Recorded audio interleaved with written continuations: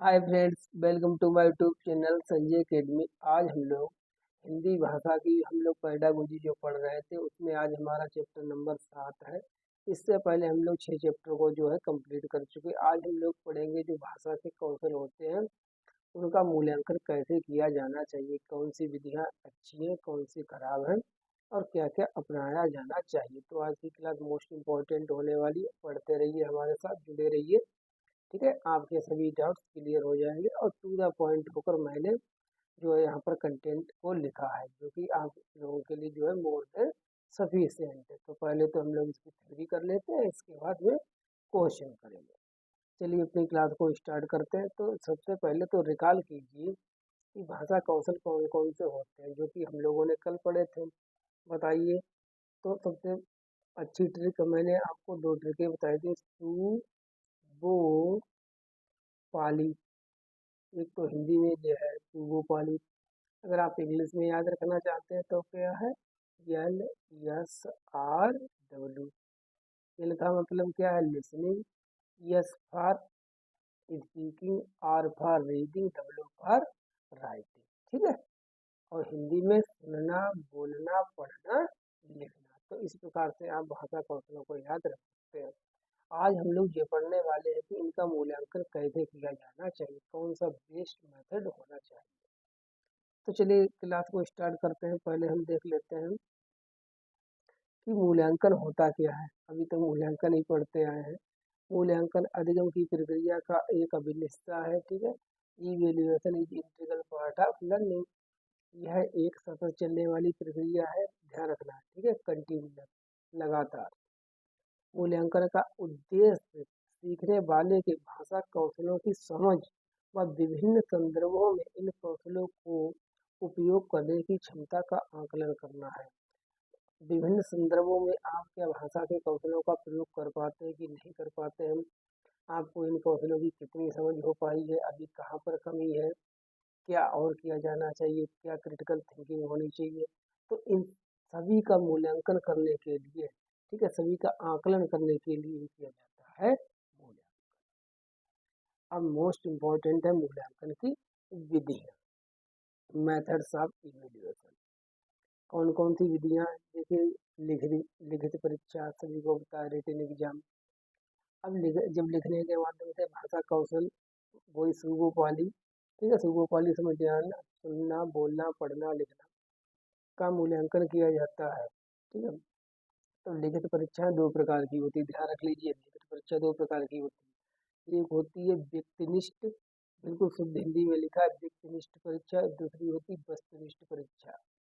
व्यक्तिनिष्ठ परीक्षा का मतलब होता है सब्जेक्टिव, जिनमें हम अपने विचार, ठीक है, अपने ऐसे लिख कर व्यक्त करते हैं अपने भावों को। ठीक है। और इसमें कोई बहुविकल्पी प्रश्न वगैरह नहीं होता है कि बाउंडेड क्वेश्चन हो। ठीक है, ये जो क्वेश्चन होते हैं सब्जेक्टिव वाले व्यक्तिनिष्ठ परीक्षा में, ये क्वेश्चन कैसे होते हैं, ओपन इंडेड क्वेश्चन होते हैं, ना कि क्लोज इंडेड क्वेश्चन होते हैं। जैसे निबंधात्मक प्रश्न, ऐसे राइटिंग वाले, लघु उत्तरीय प्रश्न, दीर्घ उत्तरीय प्रश्न। तो इस प्रकार की जो परीक्षा होती है इसको कहते हैं सब्जेक्टिव। दूसरी प्रकार की जो लिखित परीक्षा होती है, रिटन एग्जाम होता है, वो होता है वस्तुनिष्ठ परीक्षा, ऑब्जेक्टिव। इसमें क्या है, इसमें विकल्प दिए रहते हैं, आपको उन्हीं में से छांटना है, अपना लिख के कुछ भी व्यक्त नहीं करना। जैसे बहुविकल्पीय एग्जाम। ठीक है, बहुविकल्पीय प्रश्न जो हम लोग करते हैं, ऑब्जेक्टिव क्वेश्चन, हमारा सिंटेट किस पर आधारित है, वस्तुनिष्ठ परीक्षा पर। तो होती तो लिखित परीक्षा ही है। तो किस प्रकार की लिखित परीक्षा होती है सीटेट के लिए, वस्तुनिष्ठ परीक्षा, ऑब्जेक्टिव टाइप क्वेश्चन। ठीक है। तो हमने जान लिया लिखित परीक्षा के बारे में। अब हम आगे पढ़ेंगे, नेक्स्ट पेज पर चलते हैं, मूव ऑन करते हैं। आगे देखते हैं मौखिक परीक्षा। लिखित परीक्षा होगी, मौखिक परीक्षा मतलब ओरल रूप से ही किसी के बोलने का जो है मूल्यांकन करना। तो इसके लिए क्या है, मौखिक परीक्षा। प्रायोगिक परीक्षा, प्रयोग के माध्यम से भाषा कौशलों को आंकना। प्रयोग का मतलब है, मतलब उनसे करवा के देखना। मतलब ये अगर श्रवण कौशल है तो श्रवण कौशल को करवा के देख देख लिया, पठन कौशल है तो उसको देख लिया। तो प्रायोगिक परीक्षा के द्वारा, निरीक्षण विधि द्वारा, कैसे, शिक्षक छात्रों की गतिविधियों व उनके व्यवहार का निरीक्षण करके उनके भाषाई कौशलों में उनकी प्रगति का मूल्यांकन करता है। अध्यापक करता कुछ नहीं है, वो बच्चों का ऑब्जर्वेशन करता रहता है, निरीक्षण करता रहता है कि कौन सा बच्चा किस प्रकार की एक्टिविटी कर रहा है, भाषाई कौशलों से रिलेटेड क्या वो बोल पा रहा है कि नहीं बोल पा रहा, उसने उसकी सुनने की क्षमता क्या है, पढ़ने की स्किल क्या है, उसका जो बिहेवियर कैसा है, फिर इन सभी चीज़ों को वो नोट करता रहता है। उसके बाद जो है ओवरऑल जो स्किल्स का होती है, भाषाई हमारी कौशल होते हैं 4, फिर वो उनका मूल्यांकन करता है। इसे कहते हैं निरीक्षण विधि, ऑब्जर्वेशन मेथड। अब है 5वां संचयी अभिलेख, रिकॉर्ड मेथड। ये क्या है, मोस्ट इम्पोर्टेंट है, बहुत कई बार एग्जाम में पूछा गया, डिटेल में इम्पोर्टेंट लिख लीजिए। शिक्षक छात्रों की गतिविधियों को जांचने के लिए एक आलेख रिकॉर्ड तैयार करता है, अभिलेखागार अभिलेख होते हैं। इसके आधार पर छात्रों की प्रगति का मूल्यांकन करता है। मतलब ऐसा नहीं अटेंडेंस किसी बच्चे का आपने मूल्यांकन कर लिया, जो बच्चे ने साल भर एक्टिविटी की, क्या उसका व्यवहार रहा, उन सभी चीज़ों की, कौन कौन सी एक्टिविटी में उसने पार्टिसिपेट किया, तो उन सभी को रिकॉर्ड करते रहते हैं। टीचर क्या करते हैं, उन सभी को रिकॉर्ड करते रहते हैं। फिर जब वो सब इकट्ठा हो जाते हैं, ठीक जमा हो जाते हैं, एक्यूमुलेट हो जाते हैं, तब फिर उन सभी को देखकर बच्चे की जो है ओवरऑल प्रोग्रेस का जो है मूल्यांकन किया जाता है। अब ये तो हमने विधियां पढ़ ली मूल्यांकन की, अब हम अलग अलग से भाषाई कौशलों के मूल्यांकन के बारे में पढ़ेंगे कि कौन से कौशल को किस प्रकार से मूल्यांकन किया जाना चाहिए। सबसे पहला हमारा भाषाई कौशलों का मूल्यांकन में श्रवण कौशल, मतलब सुनने के कौशल, जो पहले नंबर पर आता है। श्रवण कौशल किस प्रकार का कौशल है बताइए। ये उत्पादक कौशल है कि अब कि ये है वो ग्रहणात्मक कौशल है, मतलब कि प्रोडक्टिव स्किल्स है कि रिसेप्टिव स्किल्स है। आस्क योरसेल्फ, अपने आप से पूछो और इसको बताइए, हम नहीं बताएंगे, ठीक है। श्रवण कौशल सुनना।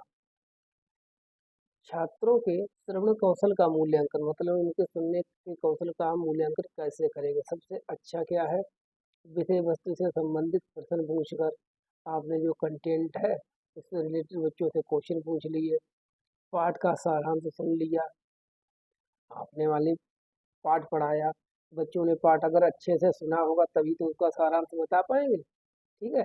तो इसलिए क्या करना चाहिए आपको, बच्चों के श्रवण कौशल का विकास मूल्यांकन करने के लिए कि उनसे क्वेश्चन पूछ लो, पाठ का सारांश पूछ लो, और किसी प्रकार से और किसी टॉपिक की समरी पूछ सकते हैं, कुछ भी पूछ सकते हैं।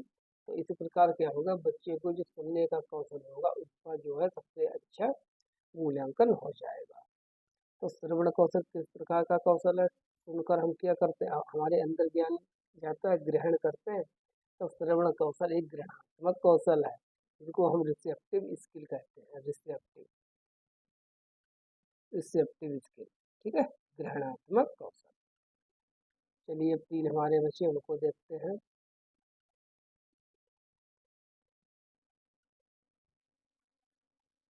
मौखिक अभिव्यक्ति कौशल का मूल्यांकन। अब हम मौखिक अभिव्यक्ति को देखते हैं, जो कि हमारे दूसरे नंबर पर है। Just 1 minute. चलिए अब हम मौखिक अभिव्यक्ति का करते हैं। मौखिक अभिव्यक्ति कौशल का मूल्यांकन कैसे करेंगे। मौखिक का मतलब वही ओरल, बोल बोल कर पढ़ने, ठीक है। अभिव्यक्तात्मक कौशल, वो तो नाम से ही लिखा है, छात्रों के भावों, विचारों व उनके अर्जित ज्ञान का सुनकर मूल्यांकन, सुनकर हम सुनेंगे, सुनकर मूल्यांकन करने को मौखिक मूल्यांकन कहते हैं।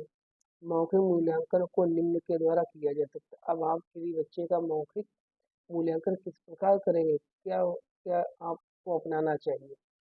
भाषण, बच्चों को भाषण प्रतियोगिता करा दो, भाषण सुन लो बच्चे से, कविता सुन लो, कुछ ना मिले तो वाद विवाद, मतलब किसी टॉपिक पर एक डिबेट करा दो, कंपटीशन करा दो, जिससे क्या होगी, सभी बच्चों की अलग अलग जो बोलने की क्षमता होगी उसका विकास होगा, और हम उसका मूल्यांकन भी अच्छे से कर सकते हैं कि किस बच्चे का जो है मौखिक विकास, मौखिक कौशल जो भाषा का ज़्यादा अच्छा है, किसका थोड़ा कम है। तो क्या क्या करना चाहिए, क्वेश्चन ऐसे पूछा जाता है कि निम्नलिखित में से मौखिक वृत्ति को विकसित करने के लिए क्या करना चाहिए। तब भाषण है, कविता सुनकर है, वाद विवाद आदि। ठीक है, प्लीज कीप इन माइंड, इन चीजों को याद रखना। तीसरा हमारा कौशल क्या है? पठन कौशल का मूल्यांकन, मतलब जो रीडिंग स्किल है, रीडिंग स्किल का हम कैसे करेंगे मूल्यांकन, वो देखते हैं। जब बालक की पढ़कर के विषय वस्तु के अर्थ समझने की क्षमता, मतलब पढ़ लिया उसने, देख लिया, उसके अर्थ ग्रहण करना कि इस चीज का एक्चुअल मीनिंग क्या है, क्षमता का मूल्यांकन किया जाता है। इसका तो किया जाता है कि अर्थ ग्रहण करने की क्षमता का, इसके साथ ही किस चीज का मूल्यांकन किया जाता है? पढ़ने की गति, विराम चिन्ह व धारा प्रभाव का भी मूल्यांकन किया, मतलब आप कितने फ्लो से पढ़ पा रहे हैं, कितने फ्लुएंटली रूप से आप पढ़ पा रहे हैं चीजों को, इसका भी जो है मूल्यांकन किया जाता है पठन कौशल में, रीडिंग स्किल्स में। अब पठन कौशल का मूल्यांकन निम्न प्रकार से किया जा सकता है। किस किस प्रकार से किया जा सकता है? कविता कहानी का पाठ करवा कर, बच्चों से कुछ ना करो तो कोई कविता पढ़वा कर देख लो, यहाँ को पढ़वा कर देखें, ठीक है, कहानी का पाठ करवा कर, ठीक है, कोई कहानी अगर बुक में है तो उस कहानी को सुन लो, सॉरी सुनना नहीं, मतलब हाँ, पढ़ाई करवाना है बच्चों से, पढ़कर सुन लो, गद्य पद्य पर आधारित प्रश्नों को हल करवा लो। इन सभी एक्टिविटी को हम क्यों करेंगे? इन सभी को इसलिए करेंगे कि बच्चे की जो पढ़ने की कौशल है, जो रीडिंग स्किल है, उसका मूल्यांकन करने के लिए। तो क्वेश्चन ऐसे बनेगा कि अगर आप किसी बच्चे से एक पाठ पढ़वा कर देख रहे हैं तो आप निम्नलिखित में से किस कौशल का मूल्यांकन करना चाहते हैं? मौखिक अभिव्यक्ति कौशल, पठन कौशल, लिखित कौशल या श्रवण कौशल? तो इसका आंसर होगा पठन कौशल। ठीक है, चलिए इसी प्रकार से सीखते रहिए। आगे है हमारा लेखन कौशल, लास्ट कौशल है, ठीक है, चौथे नंबर का है लेखन कौशल का मूल्यांकन। लेखन कौशल के माध्यम से छात्रों के भावों व विचारों को लिखकर अभिव्यक्त करने का मूल्यांकन किया जाता है। मतलब आपके जो विचार हैं, आपके जो इमोशंस हैं, क्या आप उनको लिखकर व्यक्त कर पाते हो, क्या नहीं कर पाते, एक्सप्रेस कर पाते हो कि नहीं, इसका मूल्यांकन किया जाता है रिटन के माध्यम से। साथ ही लिखने में बर्तरी, आप स्पेलिंग मिस्टेक कितनी करती हो, लिखने को कुछ लिख गए कुछ, ठीक है। अब बहन लिखना है, बहन, ठीक है, एक बहन ये लिखा है, एक बहन ये लिखा है। अब बताइए, लिखने को बहन तुम लिख गए, बहन माने होता वाहन, अब ये बहन माने होता सिस्टर, ठीक है, सिस्टर, तो ये लिखना चाहिए ना कि ये लिखना चाहिए। तो बर्तनी हमने देख ली, विराम चिन्ह देख लिए, लगाना चाहिए था कहीं पर क्वेश्चन मार्क लगा गए, पूर्ण विराम। तो आदि चीजों का जो मूल्यांकन हम करते हैं वो रटे रूप से ही करते हैं, लिख कर ही करते हैं, से संबंधित दोषों का मूल्यांकन किया जाता है। अब लेखन कौशल का मूल्यांकन आप किस प्रकार से करेंगे, इस चीज को हम आगे पेज पर पढ़ते हैं, देख लीजिए।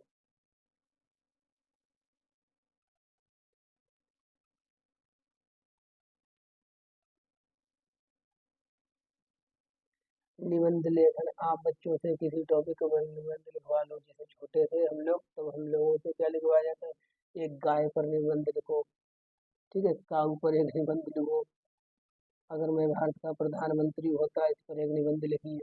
तो निबंध लिखकर क्या देखा जाता है, निबंध लिखकर आपकी जो लेखन कौशल है उसको जांचा जाता है। अनुच्छेद लेखन, छोटे पैराग्राफ्स को लिखवा लिया, और सुलेख, सुलेख तो आप जानते ही हैं, ठीक है, सुलेख लिखवा कर देख लिया। तो सुलेख डिक्टेशन, आप बोल रहे हैं, बच्चे लिख रहे हैं, इससे आप लेखन कौशल का मूल्यांकन कर सकते हैं। अनुलेख, आपने सीट जो है लिखी हुई बच्चों को प्रोवाइड करा दी, अब बच्चे उसके ऊपर दोहरा के अपने आप से लिख रहे हैं। तो किस किस के द्वारा आप लेखन विधि का कर सकते हैं मूल्यांकन, लिखने के कौशल का? निबंध लेखन, अनुच्छेद लेखन, सुलेख, उपलेख, अभिलेख के द्वारा, ठीक है। और सभी क्लासों को आप लोग मेरी जो है सीक्वेंस से देखिए, क्योंकि सभी क्लासें इंटर रिलेटेड है। आज चैप्टर 7 है तो चैप्टर 6 से रिलेटेड है, पहले चैप्टर 6 को देख कर आएंगे, ठीक है। चलिए अब एक क्वेश्चन कर लेते हैं। उच्च प्राथमिक स्तर पर, जूनियर लेवल पर बच्चों की भाषाई क्षमताओं का आकलन करने के लिए सर्वाधिक उपयोगी है। आप मान लीजिए जूनियर के टीचर हैं, ठीक है, तब आप जो बच्चों के जो भाषाई कौशल भाषाई क्षमताएं हैं उनको विकास करने के लिए किस कौशल का सबसे ज्यादा प्रयोग करेंगे, कौन सा ज्यादा अच्छा रहेगा? पाठहंत, प्रश्नों के उत्तर लिखवाना, पाठ के व्याकरण की जांच परख करना, पाठ की विषय वस्तु को लिखवाना, पाठ में आई कहानी को आगे बढ़वाना। बताइएगा क्या इसका आंसर क्या होगा? आप क्या करें, पाठांत का मतलब होता है पाठ के अंत में आए प्रश्न हैं तो आपने उनके उत्तर लिखवा लिए। क्या इससे भाषाई कौशलों का आप आकलन करेंगे, कर पा रहे हैं? सोचिए। पाठ के व्याकरण की जांच परख करना, अरे भाषाई कौशलों की बात हो रही है, ना कि केवल व्याकरण की। LSRW की बात हो रही है, सुगोपाली की बात हो रही है। पाठ की विषय वस्तु को लिखवाना मतलब जो चैप्टर में आए हैं वर्ड्स उनको लिखवा लिया, या चैप्टर को ही है जो पूरे लिखवा लिया। तो इससे किसी भी प्रकार का जो है वो क्षमता का नहीं आकलन होगा, तो किससे होगा? अब आपने मान लीजिए कोई बच्चों को एक कहानी सुनाई, ठीक है, आपने बच्चों को कहानी सुनाई, अब बच्चों ने सुनी तो श्रवण कौशल का विकास हुआ, ठीक। फिर आपने कहा कि बच्चों जो मैंने कहानी सुनाई, अब सपोज करो अगर तुम वहां पर होते, पात्र होते उसमें, तब तुम क्या करते? अब इस कहानी को आगे बढ़ाइए अपने आप से। तो इससे बच्चे की जो है कोग्निटिव डेवलपमेंट होगा, बच्चे सोचने पर ध्यान देंगे, बच्चों की आलोचनात्मक चिंतन का विकास होगा। तो सबसे अच्छा जो है जूनियर लेवल पर जो बच्चों की भाषाई क्षमताओं का आकलन करने का उपयोगी होगा वो होगा ऑप्शन नंबर 4।